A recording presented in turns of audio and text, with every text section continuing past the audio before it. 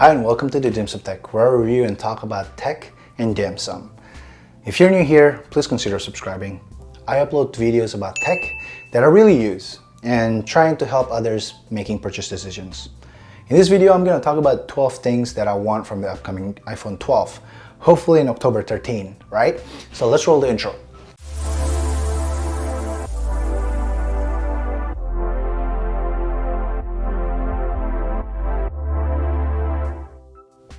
Now these are the things that I genuinely want from the next iPhone.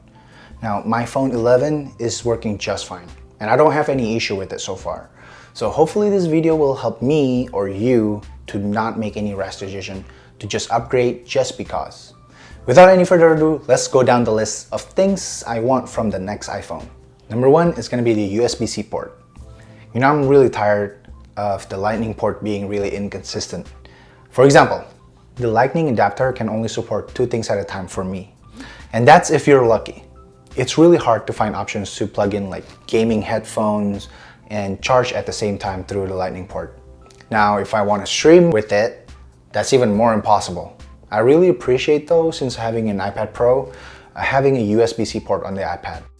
The USB-C port will easily handle a dongle consisting of a wide array of inputs like USB-A, USB-C, memory card readers, HDMI, even a LAN cable.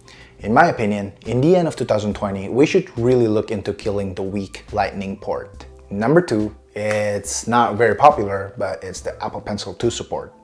Now this is more of a software support wish, and I think that this will be a really long shot. You know, since they really invented the iPhone to be used solely with your fingers. However, I really like using the pencil in image creation or photo editing apps, especially on my iPad Pro. I think amongst iPhone users though, there are very few people that want this quote-unquote stylus feature. So I don't see this coming at all. However, if they do, they should allow a part of the iPhone to be magnetized and be able to charge the pencil just like the iPad Pro does. Number 3 is the mouse or trackpad support. Another software update wish. Since the iPhone also supports AirPlay, I think they need to consider trackpad support.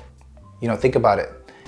When you're at work, when you are presenting using an iPhone, isn't it great if you can easily let your meeting attendants know what you are clicking or hovering over on the screen? Number 4 is docking support. This is another long shot and will totally kill the iPad or MacBook sales if this happens. Imagine if your iPhone can be hooked to a dock, viewing its contents on external display and becomes a personal computing machine. That up there, that's the end game. Combined with the mouse or trackpad support I just mentioned, you know, why would anybody buy another iPad, MacBook, or maybe other laptops? Number 5 is the fingerprint reader in the back or retinal scanner. If you've been living in a bunker, we are still in the middle of worldwide pandemic in 2020. Most of us put on our masks when we're outside, and most of the time, you know, relying solely on Face ID to unlock the screen is not the fastest solution to unlock your iPhone. It'll be nice if they have a really advanced camera that could just scan your retina in real time. Or you know what, if that's too much to ask, then just turn Apple logo in the back into a fingerprint reader. This way, I can still push the grocery cart and keep on my mask when checking my phone. And number 6 is going to be the improved ultra-wide angle camera. I resort to ultra-wide angle camera 90% of the time when we're outside. Ultra-wide angle is such a great perspective to include more surroundings in your picture to tell more stories. The ultra-wide angle camera yields a good result during like daytime or when you have enough lighting. However, when there's not enough lighting around, we are going to get a significantly more noisy picture and it gets really grainy. You know what, I hope at least to get the same quality on the normal lens on the next iPhone iteration. Number 7 is the smart connection port. Smart connection port that I'm talking about is the exact same one that the iPad Pro has. The smart connection port is really convenient on the iPad Pro. It allows peripherals like keyboard case to attach, draws power directly from the iPad, and start functioning right away without Bluetooth connection. You know, I can compromise not getting a USB-C port if we get the smart connection port. Number 8 is the hidden front-facing camera. I think with how thick the bezel on the iPhone is, they can squeeze in and hide the cameras and sensors up in there. That top notch though is long overdue to be gone. Number 9, I think we're really getting this. iPhone 4 throwback shape. Call it the iPad Pro or iPad Air fever, but I think it's a good idea to go back to that minimalist modern design. Also with flat sides, maybe now we can stand the iPhone just by itself on a flat surface. Number 10, longer battery life. This one requires no explanation. Number 11, built-in thermometer. Again, just being in the middle of pandemic, everyone needs a thermometer. Apple puts in a LiDAR sensor inside 2020 iPad Pro.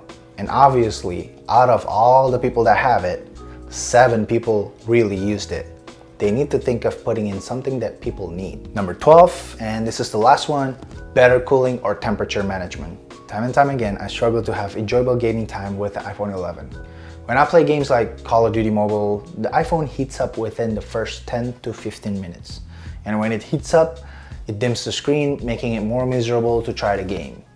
I think with this year being the rise of cloud gaming service and also Apple Arcade, they need to really look into improve the cooling system like what some other gaming phones are doing. Those are the things that I want. Leave me a comment down below of what you think Apple should put on their next iPhone that will make you want to upgrade. As always guys, thank you for watching. Like this video, consider subscribing to this channel if you haven't already, and I'll see you on the next one. Peace.